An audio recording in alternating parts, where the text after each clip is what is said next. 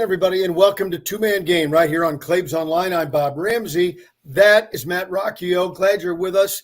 Got a number of things to talk about as now we've jumped full force into the NBA playoffs. But first, college basketball news. Since we've been on Claves Online a couple of days ago, I think inarguably the greatest coaching performance of the last decade, and arguably one of the best 2 or 3 of the last 20 years, Jay Wright of Villanova, who has built an incredible program in Philadelphia, has retired.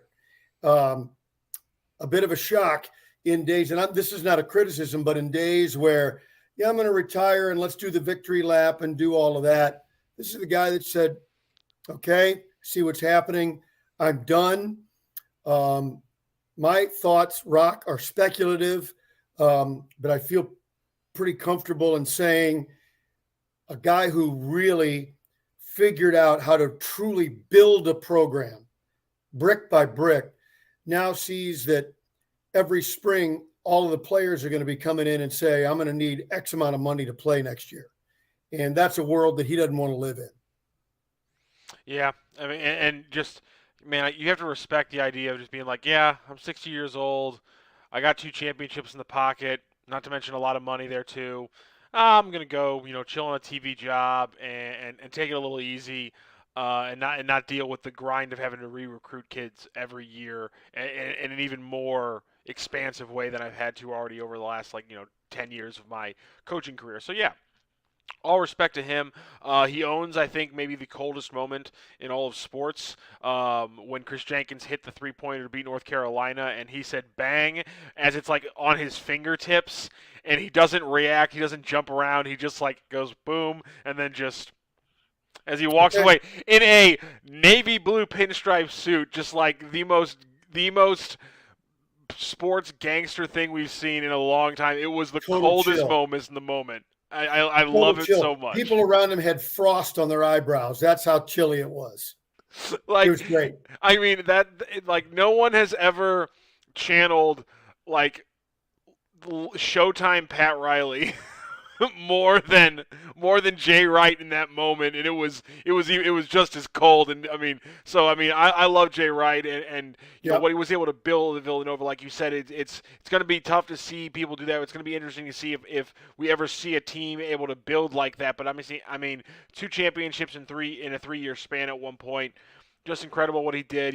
Just gets to walk off now. He's going to hand it off to one of his guys. Obviously, a tough shot to lose Jay Wright if you're Villanova, but I mean, God, Fordham, you just gotta feel for that fan base. You get some momentum. You're like, okay, it wasn't the best year, but clearly we got something going here with this coach. And then immediately, bang, he leaves for his dream job, and you can't blame him for that. Obviously, they paved the way for it. Just it's crazy how the dominoes fall. Yeah, it really is. And not to be too cynical about this new world we're in, I'm at the point where I don't think that facilities even matters anymore, whether it's Fordham or LaSalle or pick a dump around the country. As long as you're paying players, doesn't matter. Maybe the days of keeping up with the Joneses with new facilities is gone. Completely different game, yeah. Maybe. You got to keep up in a different way. Yeah, exactly right. Let's get to the anyway. There's the real positive here. He's going to go to TV, and that means he's going to be back to wearing suits. And for that we can all be thankful, because I understood why he pioneered the move to the casual. He didn't want to be sporting a $10,000 suit when his assistants weren't able to come up to the same level. And completely reasonable. I actually respect him a lot for that. But now it's TV, so I can't wait to see the game he brings on it. It's gonna be awesome. He is smooth. Yes, with he a is. V. There you go. Smooth. There you go. Let's go to the NBA, and let's start last night. Do it. And let's start with the Boston Celtics. We've been talking about Brooklyn all year long, even when they were down trying to fight their way into the playoffs, to getting Kyrie Irving playing games and all those things, the big trade. Boston is working them over. Yeah. I mean, the other thing we talked about is Boston's defense and just the individual defense. And really, we talked about this before. You've talked about how much of defense really is when it comes down to it, just effort, and you see it every single possession with the Boston Celtics, and that's been the most impressive part. Is just every single possession. I mean, Al Horford looked like he was on his last leg last year. For him to come back a year later and and be a huge part of their defense in helping stymie the best scorer, maybe that God ever put on this earth, and in Kevin Durant, and they're doing this without Robert Williams III. When I honestly thought when they lost him, I was with a lot of the people who were saying this could be it for them if he can't come back, and even against the Nets, potentially the worst matchup. They've just subbed in a new person in Al Horford, who you wouldn't expect to be able to step in for a guy like Robert Williams III, and they're just absolutely just stymieing him. It's unbelievable what they've been able to do to Kevin Durant. Obviously, Jaylen Brown, Jason Tatum, they have a lot to do for that, but you got to give credit to Ime Udoka, and you got to give credit to that scheme, because that defense is it's one of the best ever at being connected on a string, and when one guy moves, another guy moves with it, and it's perfect in that way. And what they're doing against the Nets is picture perfect, and you got to give some credit to the Nets too. Bruce Brown was doing an incredible job defending Jason Tatum, held him to 0-4, just him guarding him. They held him to 0-5 to start the game, and he eventually was able to work in a much better game. But the Nets are trying. The guys who are there are trying, but Yeah. the Celtics just right now have a game plan that is unbeatable right now. So then let's move on to Toronto, where with the overtime win, Philadelphia has all but locked this one up. And Toronto's given the effort, but Joel Embiid and Harden and Maxey, it's just too much. Yeah, they've been able to give Harden a little bit fits like we thought they would, but Maxey's just been an X factor that I don't think teams have been able to account for. Fred VanVleet's just got to do so much offensively. He can't give too much, and you just have to you constantly got to be throwing a second body at Embiid when he's in the post, so you can't really throw too many good defenders, and eventually a guy like Maxey's going to start working you over, because as much as you people want to clown on Harden, if you don't put one of your best players on him, he's going to cook you. And Scotty Barnes missing game 2 obviously hurt them, but I mean, just what Embiid was able to do last night in overtime. It's a dumb shot at the end of the game. Charles Barkley, Shaquille O'Neal, if you were watching the coverage, they were hating on the shot for very good reason. It was a dumb shot at the end of regulation. But what he was able to do in overtime, and man, isn't it fascinating, Rammer, now? I mean, you watch one of the best players ever at getting the ball on the elbow and then going to work in Karl Malone. And now you see Joel Embiid. He gets position on the elbow, but then when he catches it, he takes that step out to the three-point line, and now he's going to go to work from the three-point line. It's just the evolution of the game of basketball, Yes. From what an entry pass to the elbow used to mean in 1995 and what it means now. It's completely different. That's great analysis, Rocc. That is great analysis, and it makes these guys. It makes them, when they're on, absolutely unstoppable. There's nothing you can do. Yeah, a 7-footer hit a deep 3-point shot, a catch and shoot 3-point shot off an inbounds play to win a playoff game. That's wild where we're at. Again, it's not a postseason shouldn't matter, but I think that's your MVP hitting that shot. And I'm not saying that because he hit it. I'm just saying that's the MVP hitting that shot last night. It was very impressive. Yeah. So now, and then you take a look at what happened in Milwaukee. Milwaukee easily could have come back and won that game, Rocc. Their last couple of minutes of play was actually most of it was inside the last minute. Just a disaster. Yeah, that's just you don't expect that to happen when the team has the playoff experience that the Bucks have. That's just the things that aren't supposed to happen. That's what a team like the Bulls, who haven't seen the playoffs very much with Lonzo and Levine and even guys like Patrick Williams, who are important. Those guys haven't seen the playoffs. DeMar DeRozan has.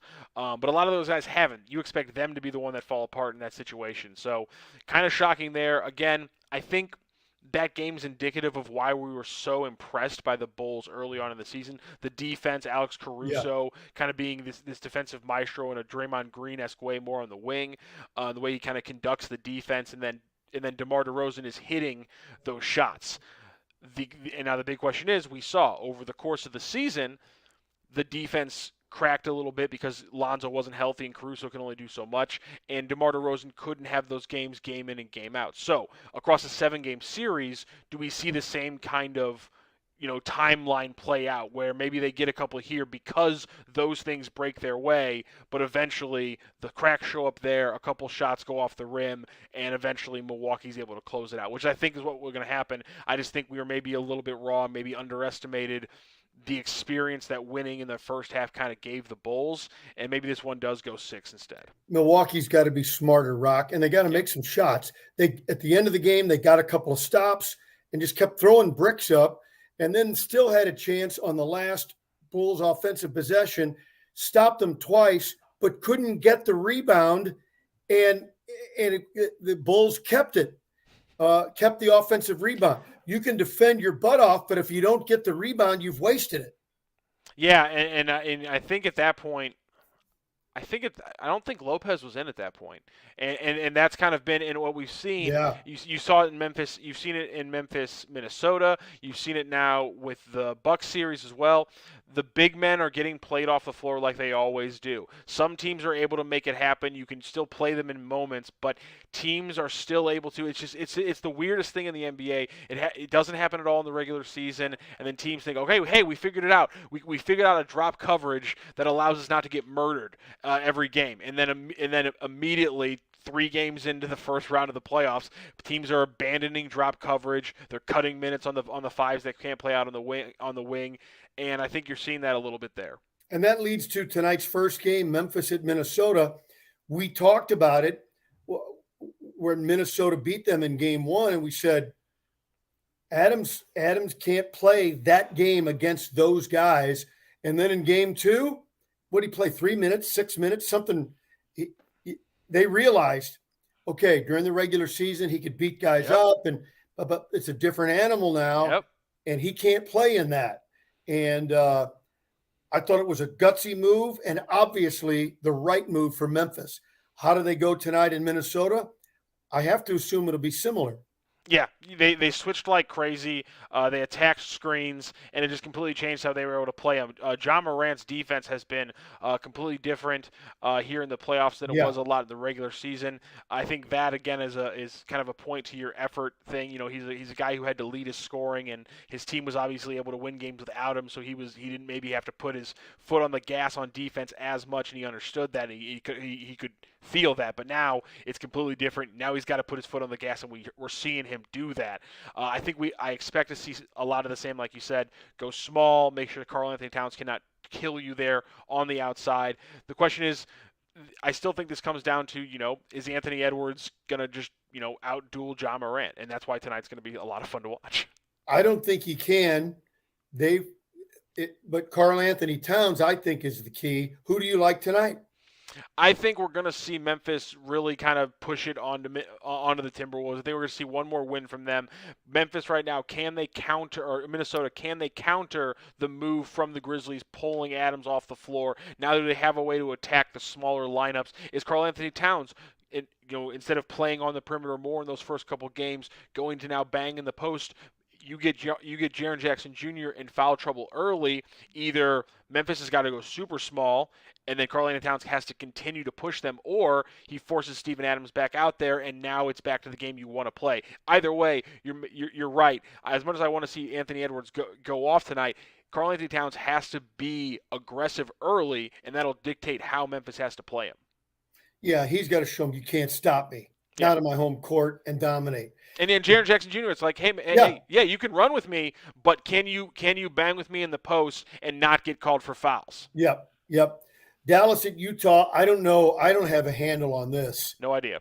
The only thing I have is that that's another situation where the centers are getting pulled out. Rudy Gobert's a little bit different. He's better on the perimeter than Steven Adams. Is undeniably better on the perimeter than those guys, or Brook Lopez, but he still gets beat at times because they're not able to do anything once he gets pulled out of there. That's the biggest difference. He can better than those guys, still gets killed by certain guys. He can do it better, but then there's just no defense behind him. And as soon as he goes to the bench, it's a layup line after he goes to the bench because there's just no defense behind him. That's the one key. We've talked about this before with the Suns last year. We've talked about it before going into this year. When does depth matter in the playoffs?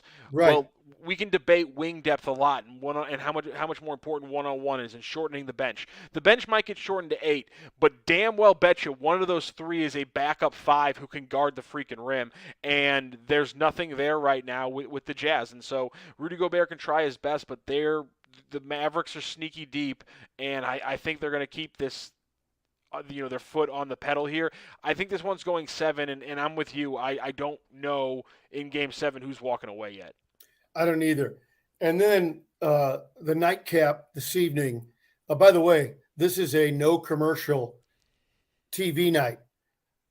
You got 3 basketball games back to back to back, and you got Cardinal baseball, and you got Blues hockey. Yeah. There's not a reason to watch a commercial tonight. No, it's going to be fantastic. So Golden State, though. That is must-see television. Jordan Poole is saying, "Hey, I'm one of the guys." We've said Curry and Clay and Draymond. Yeah, we've talked about it. Remember, he's the Poole for the Splash Brothers. That's nice. Yeah, that's nice. Jump into the pool. Yeah, there you go. What he's doing, and is this who this guy's going to be? Is it a back to the pool thing? Is it one-time splash where he's red hot? I don't know. The real deal. But they're going to ride it. They're going to ride it, and this series is going to be short. Yeah, I don't know if he's maybe this, to this level the rest of his career, but I mean, no, he's the real deal. He's a borderline all-star, fire shooter, can get hot and can take over a game for a little bit. He's not going to be Steph Curry, he's not going to be Klay Thompson, but he's going to be a borderline all-star, if not. Yes, he is. A CJ McCollum kind of guy at the least. Why can't he? Again, he could. I'm saying at the least he's C.J. McCollum. At the absolute least, he's a C.J. McCollum level player, and he could certainly get better because we're already seeing what he's doing at a young age, and no one expected this. So yeah, the guy's taking leaps already. And no one knew Curry was going to be this good. No one knew Thompson was going to be this good. So he is in a culture, and I mean this not in that trite, overused way, but those guys have had a scoring, technical culture on the way to do it. And if he wants to be if I was a shooter, I'd be telling my agent, get me to Golden State. I don't care if I'm the 12th man, because that's where I'm going to learn how to perfect my game if I'm a shooter. And those guys have perfected the quick release dagger type of shooting. And it is so beautiful to watch. Not to be I'm on with you, so I'm gonna do this. But 2 of those guys were lottery picks. One of those guys was at the very back of the first round. That's the difference between projecting what Jordan Poole, because he's already taken a big jump. But Klay Thompson was like the 10th pick overall, and Steph Curry was the 7th pick overall. 20 guys? You're talking 20 guys difference? Yeah, I am. But the NBA, that's a big difference usually. That's all I'm saying. The guy who gets picked, the 28th, you're getting sandwiched around 4 Lithuanians who never actually play in the league. That's just the fact of the NBA draft. And it's all Spurs picks, but that's the fact of the matter. Yeah, they're all going to the Spurs. Yeah. Before we move on really quick, I wanted to touch on one of the games we have missed in the interim, and that was obviously Devin Booker gets super hot in the first quarter, goes down with a hamstring sprain. They lose the game to the Pelicans, a game we just didn't expect that to happen. And then it comes out earlier today. People thought maybe he misses 2 games. Comes out today that it's potentially it's at least a week, maybe 2 weeks before he's healthy to play a game again. It's obviously a pretty severe hamstring tear. My guess is if you looked at the back of his leg, you'd probably see bruising. Blood. You'd see bruising, hematoma. I think we like to call it in the emergency room. I watched a lot of ER back in the day. And I've also had pretty badly torn hamstring. Mm-hmm. And if it's as bad as it sounds like, 2 weeks would be really optimistic. Yeah, that's wild. Yeah, so that completely changes that series. Listen, if Chris Paul is healthy, that's not it's not going to be a problem. It's going to go longer than we thought. It's going to go 6 or 7. But I think the Suns are just everything about them, the defense, the offense. It's so cohesive. They play such a team game. Listen, they're going to miss Booker, there's no doubt, but they can weather the storm. All right, we didn't talk about this before we came on. I'm just going to throw a one quick hitter at you. Who's been the best performer in the playoffs so far, 2 weeks in? I'm going to go with it's Anthony Edwards or Brandon Ingram, because they're winning games. They're winning games for teams you didn't expect, and they're doing it in extremely impressive ways. I mean, Brandon Ingram took over that Suns Pelicans game when they were losing that one, and then Anthony Edwards set a record for guys in their first playoff game, or was in the top 5 ever of guys in their first playoff game in his appearance, and he's been such a huge part for the Timberwolves. So those guys stepping in and leading their teams the way they have, that's been the most impressive thing so far for me. I said 2 weeks, 1 full week in.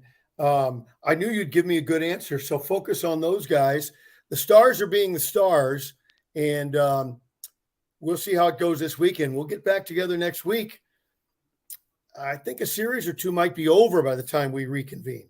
Yeah, there's a good chance. So let's say we talk on after Monday. There's a good chance Toronto and Philadelphia is done. Boston and Brooklyn could be done by then, and Miami and Atlanta, which we didn't talk about, but that looks like it could be done as well. So I mean, yeah, we could be looking at three series probably done. But then the big difference is that 2 days ago, it would have been, 3 or 4 series are probably going to be done, Rammer, and the next ones are probably going to wrap up Tuesday. And now it's looking like 3 series are going to be done, and the next ones are going to wrap up next weekend. So it's going to get kind of intense here after Game 4. Beautiful, great stuff, Rocc. Good talking to you, and we'll visit again next week. Have a great weekend watching the NBA. You too, absolutely, Rammer. That's Matt Rocchio. I'm Bob Ramsey. Glad you've been with us. We'll see you at the first of the week. On Claibs Online, this is the two-man game. At St. Louis Acura, we have over 330 pre-owned vehicles of all makes and models. And all of them are covered by our St. Louis Acura Promise and backed by our Better Business Bureau A+ rating and 30 years in business. We also service all makes and models of vehicles, including glass and bumper repair, paint touch-ups, and full mechanical services from one of our 24 technicians. St. Louis Acura, better than ever for you, no matter what vehicle drives you.